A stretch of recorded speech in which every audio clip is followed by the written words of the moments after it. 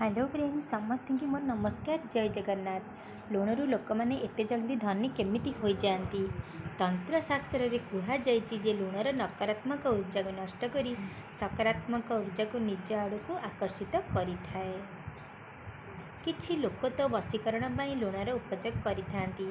तंत्रशास्त्र अनुसार लुण को किछि नियम अनुसार पालन कले यह आपण को राताराति धनी कर दी थाए। तेणु भिडियोटी शेष पर्यंत निश्चय देखंतु। ज्योतिष शास्त्र अनुसार लुण सूर्य और चंद्रर प्रतिनिधि मन जाए। लुण जदि आपण कौन स्टील किंबा लुहार पात्र रखिंट तेरे चंद्र और शनिर मिलन होता है जहाँ बहुत घातक सिद्धि होता है। यही रोग और शोकर कारण होता है। लुण मध्य कौन प्लास्टिक पात्र रखा अनुचित। लुण को केवल काच पात्र रखा द्वारा यह कौन खराब प्रभाव पड़ न था। जदि आपण को केहू व्यक्ति पसंद